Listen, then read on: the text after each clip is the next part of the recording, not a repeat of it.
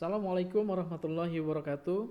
Kita bertemu lagi pada seri Seven Habit dan kali ini kita akan memasuki habit kedua, yaitu begin with the end in mind.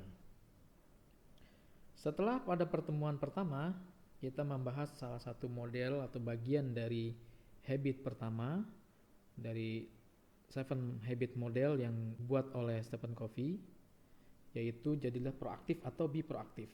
Maka pada pertemuan kedua ini kita akan membahas mulai dengan akhir dalam pikiran. Ada keterkaitan antara dua habit ini, ada kesamaan prinsip bahwa untuk menjadi proaktif kita harus mampu mengendalikan diri kita, bahwa kita pemegang penuh atas setiap keputusan-keputusan dan tindakan yang akan kita lakukan, bukan bergantung pada faktor atau kondisi di luar. Begitu juga pada habit kedua atau dalam judul aslinya adalah begin with the end in mind, dalam bahasa Indonesia mulai dengan akhir dalam pikiran, bahwa mencapai sesuatu itu adalah tanggung jawab kita, dimulai dengan kita membayangkan dan kemudian mengeksekusinya.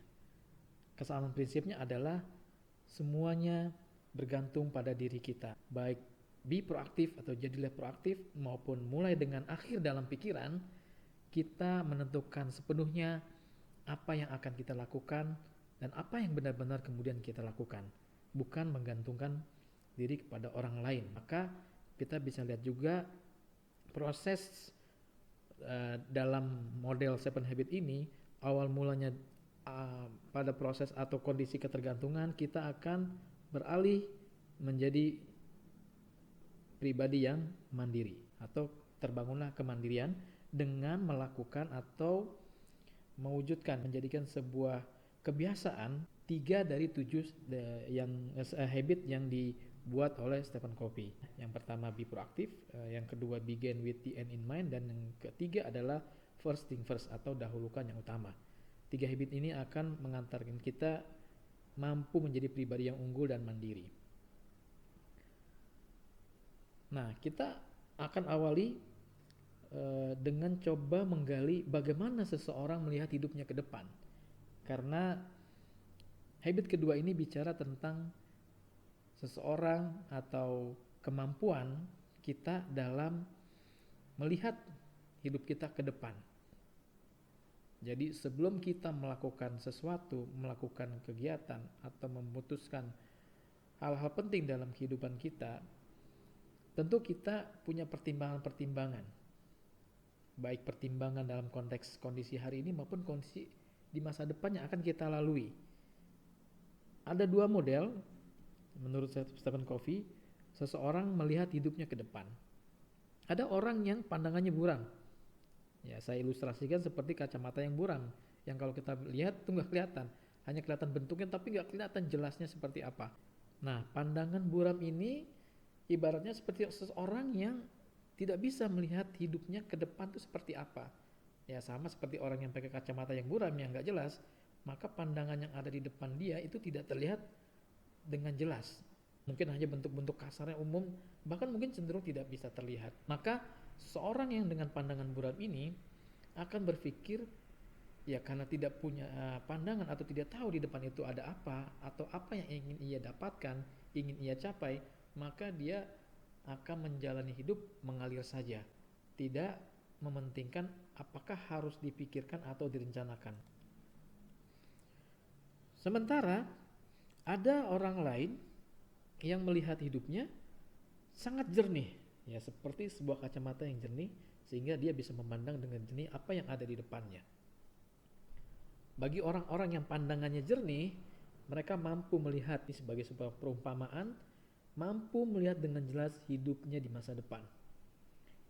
Dia sudah memikirkan akan jadi apa, akan dapat apa, akan berada pada posisi apa, dan seterusnya. Karena dia sudah membayangkan dengan pandangan yang jelas tersebut.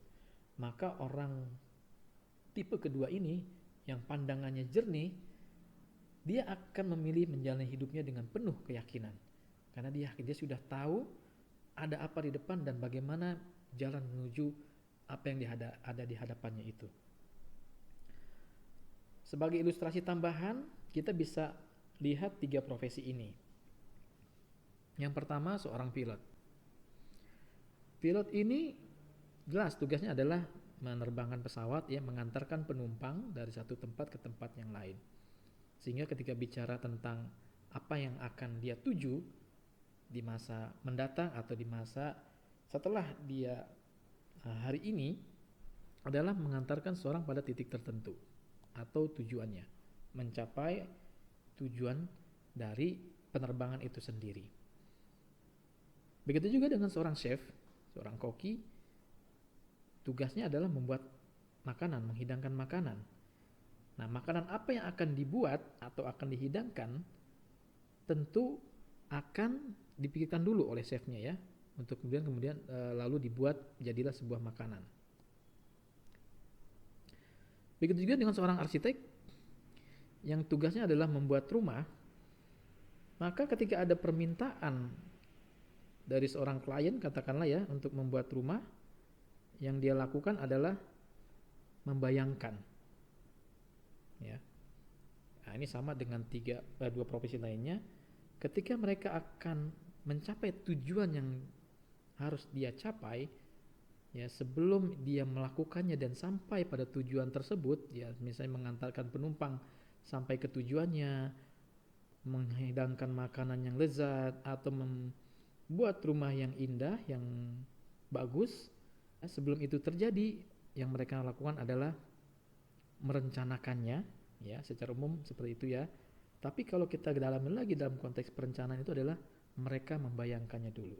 Perencanaan itu lahir setelah mereka membayangkan apa yang akan atau harus ia lakukan agar setiap tujuan ini, mengantarkan penumpang ke tujuannya, membuat makanan dan rumah itu bisa tercapai. Sehingga Covey mengatakan bahwa segala sesuatu itu diwujudkan dalam 2 tahap. Ya, dengan perumpamaan tadi, ya, perumpamaan seorang pilot, seorang chef, dan seorang arsitek, sebelum bentuk fisiknya terjadi, maka itu diawali dengan kreasi alam pikiran. Dibayangkan dulu tujuannya ini ada di arah mana. Bagi seorang pilot tadi contohnya, ya. Lalu bagaimana nanti dia menerbangkan ke arah tujuan itu dengan kondisinya sekarang, jalur yang lewat mana, kecepatan angin yang nanti akan dia hadapi seperti apa, itu dipertimbangkan dalam kreasi alam pikiran.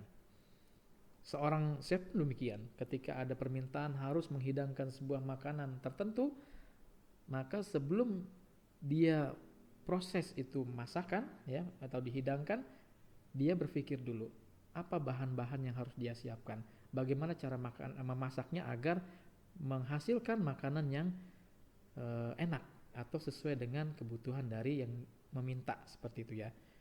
Nah, begitu juga dari seorang arsitek, ketika ada permintaan membangun rumah, si kliennya yang meminta membangun rumah itu menentukan kualifikasi, maka bagi si arsitek, dia akan melakukan kreasi alam pikiran dulu, membayangkan gambarnya, membayangkan nanti strukturnya, ukuran, bahan-bahan yang diperlukan, sampai ke anggaran atau biaya yang dibutuhkan. Baru kemudian mereka akan mewujudkan dalam bentuk kreasi alam fisik. Seorang pilot akhirnya menerbangkan pesawatnya, seorang chef akhirnya mengolah bahan baku makanannya menjadi makanan, dan seorang arsitek akhirnya, ya, mewujudkan apa yang dia gambar dalam bentuk 2 dimensi mungkin awalnya, ya, atau 3 dimensi dalam bentuk maket, akhirnya menjadi benar-benar bentuk fisik, ya. Sehingga kreasi atau segala sesuatu itu diwujudkan dalam 2 tahap, dari kreasi alam pikiran kemudian menjadi kreasi alam fisik, dari mentally, ya, secara mental, kemudian terwujudkan dalam bentuk fisik. Bagaimana prosesnya? Dan ini sesuatu yang biasa kita temukan. Secara rasionalnya adalah seperti ini prosesnya, bahwa prinsip kreasi mental mendahului kreasi fisik. Tahap pertamanya adalah see atau melihat atau membayangkan. Itu kan sebenarnya sebagai representasi, memvisualisasikan, ya, jadi dibayangkan, divisualisasikan rumahnya nanti kayak gimana, makanan itu nanti akan dihidangkan berapa potong dan seterusnya, dibayangkan, dilihat dalam alam pikirannya. ya. Nanti penerbangan dia perkirakan cuacanya seperti apa, dibayangkan dulu semuanya. Baru kemudian setelah jelas kreasi alam pikirannya dengan membayangkan, dia akan melakukannya. Mengolah bahan baku, menerbangkan pesawat, mulai membangun rumah, baru kemudian mereka bisa mendapatkan hasil yang diinginkan. Sehingga ini 3 prosesnya ya. See, dibayangkan dulu, do, dilakukan, kemudian kita akan mendapatkan get the result, hasilnya. Ada pepatah yang sangat populer mengatakan, sesuatu yang bisa dibayangkan, maka ia bisa dicapai. Tetapi jika kita tidak mampu membayangkannya, maka akan sulit kita bisa mencapainya. Nah, ini sejalan dengan prinsip memulai dengan alam pikiran, mengacu pada alam pikiran kita. Jadi sekarang kalau kita punya cita-cita atau punya keinginan, bayangkan dulu secara detail. Kalau bicara dengan konteks perencanaan, ada yang namanya membayangkan dengan prinsip SMART, ya, specific, measurable, achievable, reliable, time frame dan seterusnya. Itu bagian dari kita membayangkan secara mentalitas atau alam pikiran kita sebelum kemudian benar-benar kita lakukan atau kita do, dan akhirnya kita bisa mendapatkan hasilnya. Jadi prosesnya seperti itu, bayangkan dulu, lakukan, maka kita dapatkan hasilnya. Sama ketika kita akan mendapatkan nilai ujian misalnya dalam sebuah perkuliahan, tentu kita akan membayangkan dulu ada berapa mata kuliah, ada berapa bab, setiap babnya strukturnya seperti apa aja, apa yang harus dipelajari, mana yang saya sudah kuasai, mana yang belum. Lalu dari situ kita membuat perencanaan dan kita lakukan, maka kita akan mendapatkan apa yang sudah kita bayangkan tersebut.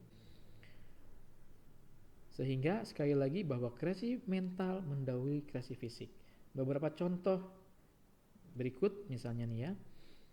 Kreasi fisiknya yang terlihat oleh kita, ya, baik yang sudah terjadi atau ketika kita merencanakan. Kita ingin menghadirkan sebuah rapat yang produktif misalnya. Atau kita ingin membangun sebuah gedung bangunan yang megah untuk sebuah perkantoran, atau kita ingin membuat produk yang sukses diterima pasar. Contoh lain, kita sedang berproses misalnya mendapatkan gelar sarjana atau gelar master, gelar-gelar akademik di perkuliahan. Itu kan fisik, dalam artian kemudian terlihat ya, ada bentuknya, ada ijazahnya. Itu kreasi fisik. Dan juga contoh lain misalnya kita ingin membantu orang lain, berkontribusi, ya, bermanfaat. Itu adalah bentuk fisik yang akan kita lakukan. Nah, pertanyaannya, semua bentuk fisik ini apakah akan terjadi secara tiba-tiba ya, serta-merta langsung terwujud? Tiba-tiba jeruk muncul gitu ya, terjadi? Tentu tidak. Bahwa kreasi fisik ini didahului oleh yang namanya kreasi mental. Apa saja? Ya. Nah, inilah yang harus kita jawab. Apa saja kreasi mental yang harus kita siapkan agar kreasi fisik yang ada di kolom ini bisa tercapai? Nah, ini ada jawabannya sebagai contoh ya. Bahwa untuk menghadirkan rapat yang produktif, kita harus menyiapkan agenda yang jelas. Ya, tujuan rapat yang ingin dicapai apa? Itu adalah kreasi mental. Ya, di alam pikiran kita sudah disiapkan dulu, lalu kita buat dalam bentuk undangan, disampaikan. Insya Allah itu akan membantu untuk mencapai tujuan atau kreasi fisik terciptanya rapat yang produktif. Bangunan yang megah, kantor yang megah bisa terjadi ketika seorang arsitek kemudian membuat rancang bangunannya seperti apa.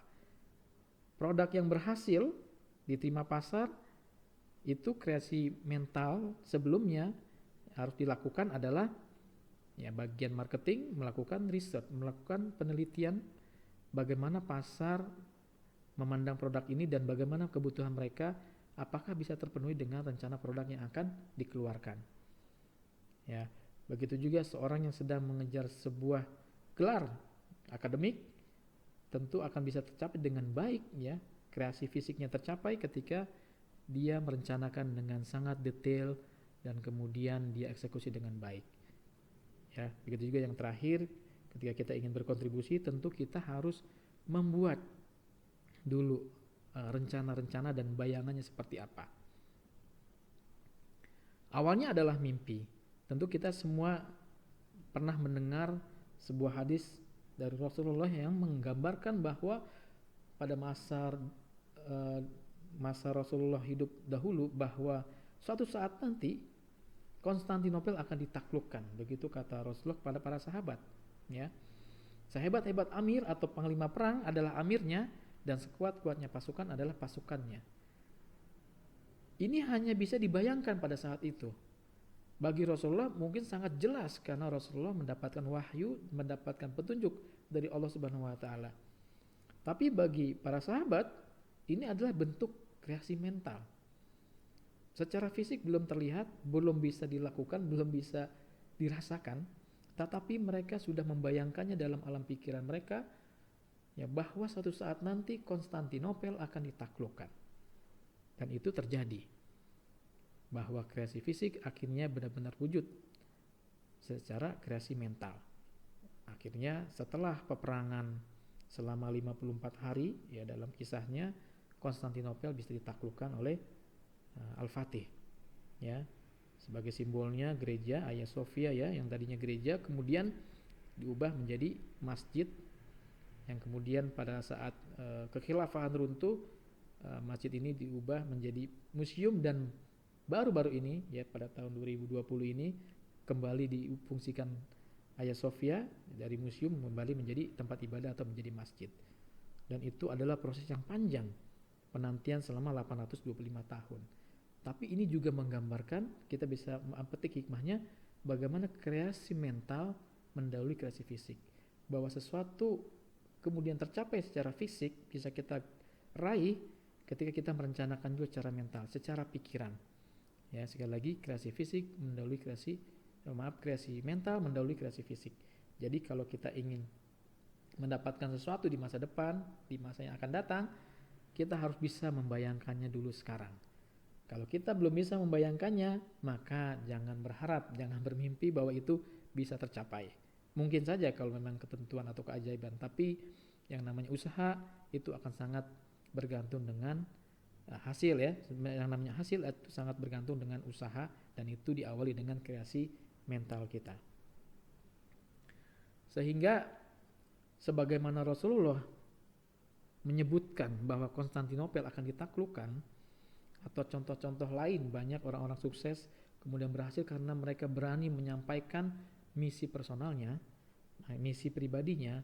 Maka dalam prinsip begin with the end in mind, ya, memulai dengan akhir dalam pikiran, kita harus mengikuti visi tersebut, ya. Sebenarnya kan kreasi mental itu bagian dari visi, membentuk visi, ya, menyusun visi, harus diikut dengan misi. Apa yang akan saya lakukan? Sebagaimana seorang pilot sudah tahu tujuan kemana, lalu menurunkan visi itu dalam bentuk langkah-langkah yang harus dilakukan agar bisa sampai ke tujuan yang sudah ditentukan. Seorang chef juga begitu, ketika ada tugas membuat sebuah makanan, itu visi, maka dia akan menurunkan dalam langkah-langkah yang harus ia lakukan, termasuk berpikir tentang bahan bakunya, dalam bentuk aktivitas-aktivitas action secara langsung. Nah, maka untuk bisa mencapai kesuksesan dalam mengejar misi kita atau begin with the end in mind, kita harus juga mampu membangun misi, ya, atau personal mission statement. Ada dua fungsi penting kenapa kita harus punya misi. Pertama, misi itu akan menjadi semacam konstitusi, bahwa pernyataan misi pribadi, ya, atau personal mission statement kita itu akan menjadi acuan dalam setiap keputusan dan tindakan kita. Kalau saya misalnya ingin menjadi seorang pengusaha yang sukses, yaitu adalah misi statement saya, misalnya dalam waktu 10 tahun, maka dalam setiap keputusan aktivitas sehari-hari, dalam pekanannya atau setiap bulannya, akan mengacu kepada apa yang sudah saya nyatakan tersebut, bahwa saya ingin menjadi seorang pengusaha. Jadi sebagai acuan atau konstitusi, semacam konstitusi. Yang kedua, bahwa personal mission statement juga berfungsi menjadi sebuah indikator bahwa kita memegang penuh. Nah, ini yang tadi sama dengan be proaktif, memegang kendali penuh terhadap apa yang akan kita lakukan. Bahwa seorang visioner sejati memastikan visinya mampu dia eksekusi, yaitu cara dengan dia mengendalikan secara penuh untuk dia lakukan. Bahwa ia tidak menggantungkan dirinya pada orang lain atau pada keadaan sekalipun. Jadi ketika keadaannya tidak menguntungkan, dia tidak menyalahkan keadaan, karena keadaan itu memang sudah menjadi ketentuan yang memang kita tidak punya peran besar untuk bisa mengendalikannya. Yang bisa kita kendalikan adalah apa yang harus kita lakukan menghadapi keadaan tersebut, dan itu adalah be proaktif, ya. Sehingga membangun visi kemudian membuat personal mission statement itu bagian dari kita memegang kendali penuh terhadap apa yang akan kita lakukan.